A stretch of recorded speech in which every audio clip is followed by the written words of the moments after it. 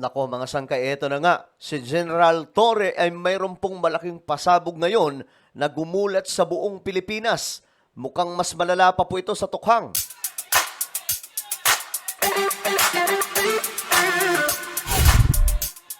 Hello guys, what's up? This is me, Sangkay Janjan. I'm back for another vlog today. Ito nga mga sangkay, malaking pasabog ito ngayon. Itong bagong upo, kasi kakaupo lang ngayon, no? Ng ating bagong PNP chief na si General Torre III. Ngayon kaagad nagpasabog siya ng mga matitinding gagawin niya mga sangkay. At, nako po, magugulat kayo, no? Ayon kasi sa report, hiling ng mga DDS daw, tutuparin niya. Ano ito mga sangkay? Kagaya na lamang po ng tukhang at iba pang mga paghihigpit sa kakalsadahan at sa mga komunidad. Nako, mga sangkay, magaganap na. Ang malupit po dito, hindi lamang po laban sa mga adiktos, kundi pati sa mga pulis. Yayariin po mga sangkay yung mga pasaway. Pag-uusapan natin yan at tingnan po natin. Anyway, bago tayo mag-umpisa, paki-subscribe po muna yung ating YouTube channel. Tayo po ay 1.51 million subscribers na. So kung ikaw ay hindi pa po nakakapag-subscribe at gusto mong mapabilang sa dumaraming mga solid sangkay, makikita nyo po yung subscribe button sa baba ng video na to. I-click nyo lamang po yung subscribe, i-click ang bell at i-click nyo po yung all. Sa mga nanonood po sa Facebook, i-follow nyo po yung ating Facebook page. Ngayon, eto na, diretso na po tayo. Ito po yung ceremony mga sangkay sa pagpasok ni General Torre. Mga pinuno, tanghal. So yun, may counting ads lang, tanggalin lang natin to. Okay, ayan. Marcos Jr., President.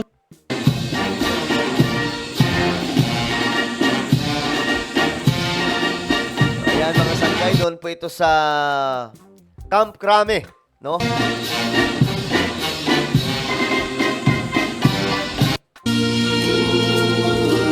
Ngayon, mga sangkay, ito na.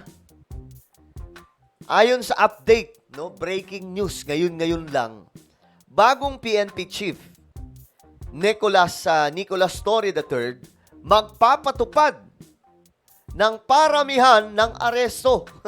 Kakaiba to sa hanay ng pulisya para matiyak ang epektibong pagsugpo sa kriminalidad. Ayon kay Torre, magiging metrics ng pulis ang dami ng mga mahuhuling mga sasamang loob o mga kriminal, habang metrics naman ng mga legal service ang dami ng maipapanalong kaso laban sa hanay. So ayan na, ito po yung gagawin ng bagong PNP chief. Ayon dito mga sangkay, hiling ng mga DDS, tutupadin ni PNP Chief Nicolas Torre. Paramihan ng maaaresto, ipapatupad sa mga kapulisan upang masiguro ang epektibong presensya ng batas. Bagong PNP Chief Nicolas Torre III magpapatupad ng, ito na, ayon kay Torre magiging, ito na, nabasa na rin natin to mga sangkay. So, paramihan ng maaaresto. So, mas malala po ata ito mga sangkay kaysa sa tukhang. At para maintindihan natin, kasi ngayon, marami ang nanginginig na po sa takot dahil sa pag-upo ni General Torre. Alam naman po natin mga sangkay kung sino yung mga nasa kote nito. Mga malalaking pagkatao po, no? At ngayon, to be honest guys, mas excited ako sa pag-upo ni General Torre. Dahil malupit itong taong to mga sangkay, mukhang mas magiging mahigpit ang Philippine National Police ngayon sa pagpapatupad ng batas. At hindi po magiging malambot. Biruin nyo mga sangkay, matitindi po itong kanyang pasabog. Paramihan po ng masasakuting mga masasamang loob. So, yung mga adiktos dyan, yung mga talagang gamit ng mga ipinagbabawal na pulburon, maghanda na kayo. So, panoorin po natin ang speech ni General Torre. His Excellency Ferdinand R. Marcos Jr., President of the Republic of the Philippines, members of the Cabinet, led by Executive Secretary Lucas Bersamin and Secretary of the Interior and Local Government, Juanito Victor Sirimulya, sir. Officers and personnel of the Philippine National Police, partners in uniform, in the Armed Forces of the Philippines, members of the Diplomatic Corps, fellow public servants, friends and my family, my wife Jane, JP, RF, and BF, to everyone joining us from the live stream. And allow me to greet my late father, Master Sergeant Rodolfo M. Torre, 551354 PC. Magandang araw po sa inyong lahat. Today I stand before you as a public servant, humbled by the enormity of the task and inspired by the mission all of us share to serve and protect the Filipino people with integrity, courage, and compassion. To President Marcos, sir, thank you for entrusting me this responsibility, sir.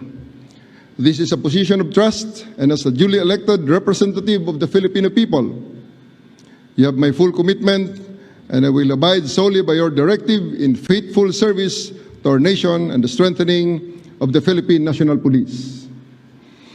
To General Romel Marbil, sir, thank you for your service and legacy. I and the entire Philippine National Police will build on your efforts and aims to steer our organization forward, grounded in unity and guided by the principles of the rule of law. We recognize that every step we take from today is built on the foundations that you have laid.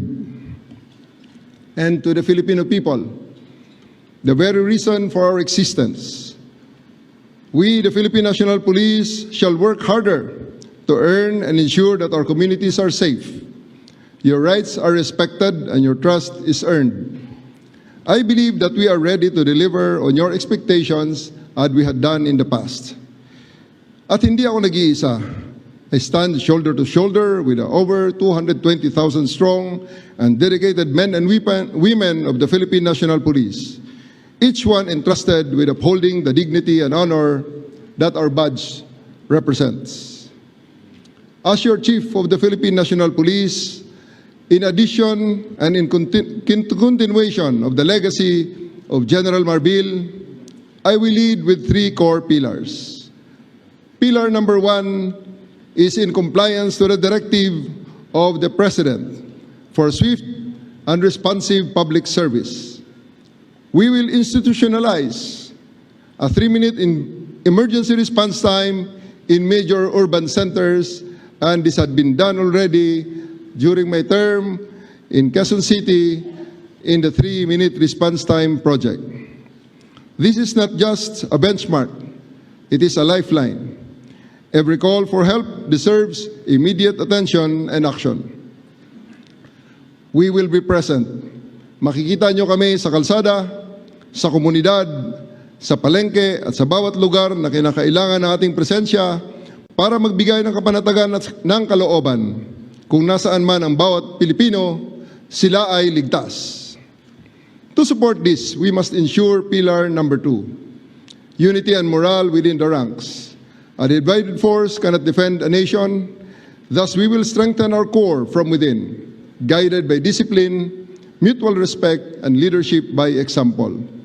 To our men and women in uniform, we expect the best from you in protecting others. With this expectation, we will also give you the best training, best leadership, best support, and the best opportunity to grow in this institution. Because those who are asked to give all also deserve nothing less in return. Pillar number 3, accountability and modernization. In support of the President's reform agenda and of key pillar number 1 on swift and responsive public service, we will modernize our systems, enhance our investigative tools, and adopt innovative technologies that protect rights while ensuring order. In support of these 3 pillars, I give you these 3 promises. Una, sa buong kapulisan, nandito ako at ako ay lagi niyong kasama. Sabay nating harapin ang lahat ng hamon ng ating organisasyon at sabay nating pangalagaan at itaas ang dangal ng ating uniforme. But I will ask something from you in return of this promise. Sa ilalim ng aking pamumuno, action will be rewarded.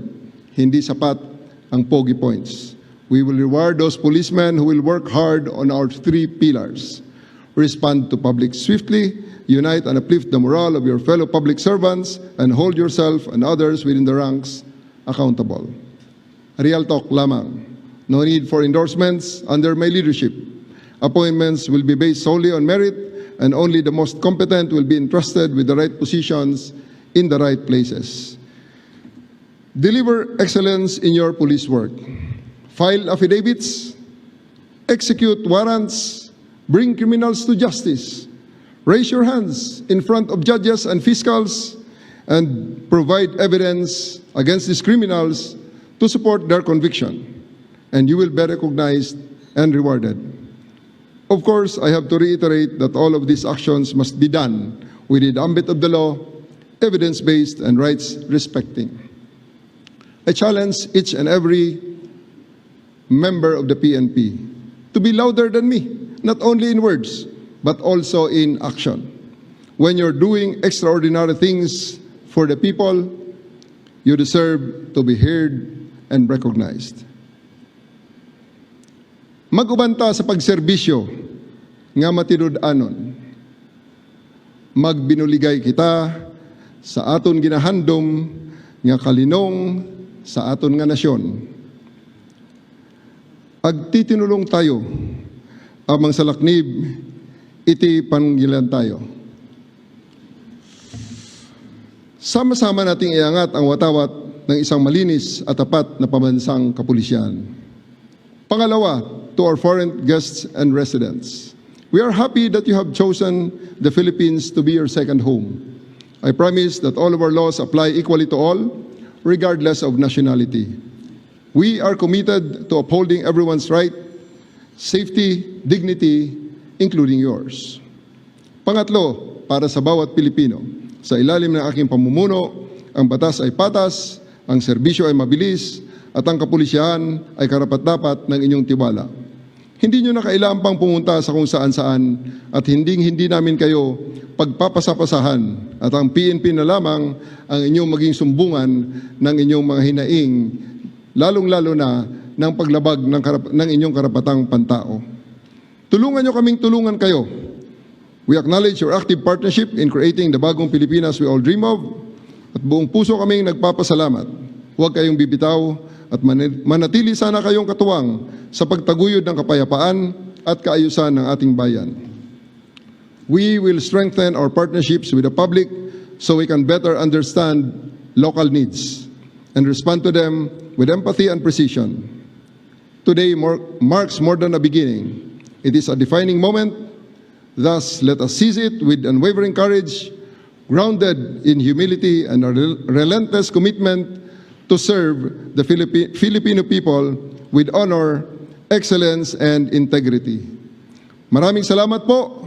Mabuhay ang pambansang pulisya, mabuhay ang bagong Pilipinas, mabuhay ang sambayanang Pilipino, at sa bagong Pilipinas, ang gusto ng pulis, ligtas ka!